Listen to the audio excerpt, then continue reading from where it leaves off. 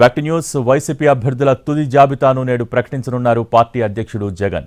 ఇడుపులపాయలో వైఎస్ఆర్ ఘాట్ దగ్గర నివాళులర్పించిన తర్వాత వైసీపీ అభ్యర్థుల ప్రకటన ఉండనుంది. మరోవైపు ప్రచార పర్వాన్ని హోరెత్తించనున్నారు సీఎం జగన్.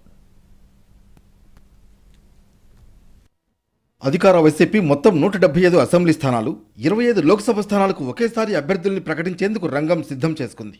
మార్పు చేర్పుల్లో భాగంగా ఇప్పటికే చాలా చోట్ల అసెంబ్లీ, పార్లమెంట్ నియోజకవర్గాలకు సమన్వయకర్తలను మార్చారు. సామాజిక సమీకరణాలు, అభ్యర్థుల గెలుపోటములపై సర్వేల ఆధారంగా ఇప్పటికే 70కి పైగా అసెంబ్లీ, 20కి పైగా లోక్సభ స్థానాలకు అభ్యర్థుల్ని ఖరారు చేశారు. ఉదయం 10:40 తాడేపల్లి నుంచి గన్నవరం ఎయిర్పోర్టుకు చేరుకుంటారు సీఎం జగన్.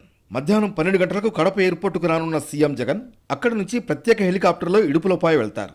12:40 వైఎస్ సమాధి వద్ద నివాళులర్పిస్తారు. మధ్యాహ్నం 12:58 నుంచి 1:20 వరకు వైసీపీ ముఖ్య నేతల సమక్షంలో ఎమ్మెల్యే, ఎంపీ అభ్యర్థుల్ని ప్రకటిస్తారు సీఎం జగన్. ఆ తర్వాత కాసేపు గెస్ట్ హౌస్లో విశ్రాంతి తీసుకుని మధ్యాహ్నం 1:50 ఇడుపులపాయ నుంచి కడపకు బయలుదేరతారు. అక్కడి నుంచి విమానంలో గన్నవరం వెళతారు.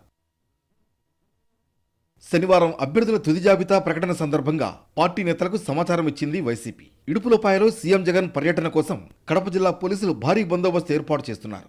వైఎస్ సమాధి వద్ద 200 మంది కూర్చునేలా ఏర్పాట్లు చేశారు. గత ఎన్నికల సమయంలోనూ జగన్ పార్టీ అభ్యర్థుల్ని ఇలానే ప్రకటించారు.